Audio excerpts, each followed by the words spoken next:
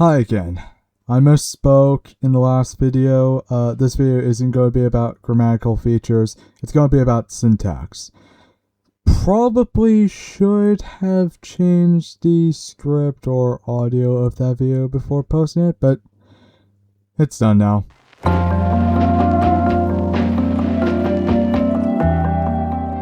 Hi again. While you're making a language, you'll need to know how to structure your words to do stuff like ask questions, explain events, or tell stories. That is where grammar comes in. Now for this, you do want to have a good understanding of the quirks of grammar. And this isn't something you can just gloss over like phonology. Grammar is the law of how stuff is structured in a language. It includes syntax, which is how sentences are structured, language features, which are additional details about the context that cannot be communicated with the words in syntax on their own, and morphology, the study of how words are formed.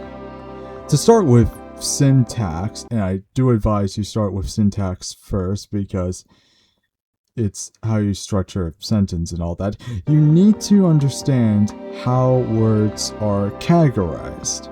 The most common categories are nouns, which encode names, objects, ideas, and abstract thoughts, adjectives, which give descriptive qualities to the nouns they modify, and verbs, which encode actions and states of being. But you could make those categories interchangeable, like you could have a noun that is also a verb, like every noun in nawak, basically, or a class of adjectives that can become verbs that define states of being with descriptive value, or have adjectives be the same class as nouns. Other classes that exist include pronouns, which can be substitutes for nouns, and adpositions, which express further information for a given object. For example, they can describe a spatial relation or mark a semantic relation, like possession.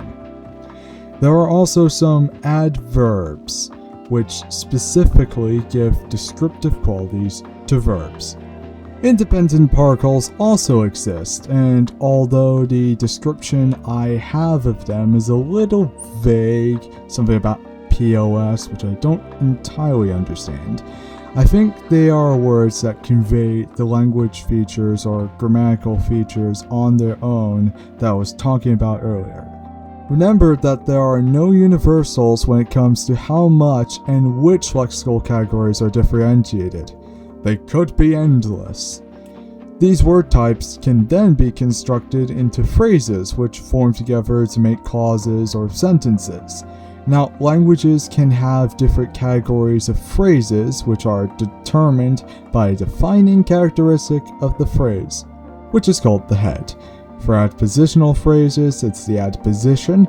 For a verb phrase, it is the verb. And for a possessive phrase, it is the noun that owns the other noun in the possessive phrase, or the possessor for short. You should decide where these heads go in the phrase. Do some of them go at the beginning, or do all of them go at the end? Now, clauses are generally made of two components. The arguments, which are utterances that complete the meaning of the predicate. The subject of a sentence is an utterance with the most prominent argument, and there is the predicate, which I've just mentioned. This is just the main content verb of the sentence, and it modifies the arguments of the utterance. In the sentence, I like to eat apples, for example, I is an argument, specifically the subject. Like is the predicate or the main content verb, and to eat apples is another argument, specifically the object. Every sentence must have a predicate, and every predicate must have at least one argument. It can have more or less. Actually, no, it can't have less than one. Why did I say that? Now, clauses as a whole do need some structure to them as well. This structure is determined by the language's word order. Without a word order, you would need a language feature like grammatical case or verb agreement to make the sentence understandable. I will gloss that in the next video.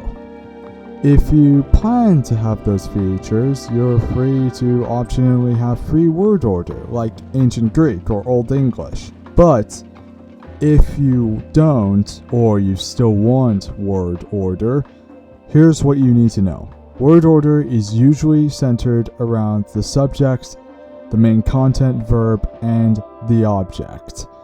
My native language, English, has subject, verb, object for word order. The most common word order in the world is subject, object, verb. But you could also have some languages that put the verb or object at the beginning of the clause.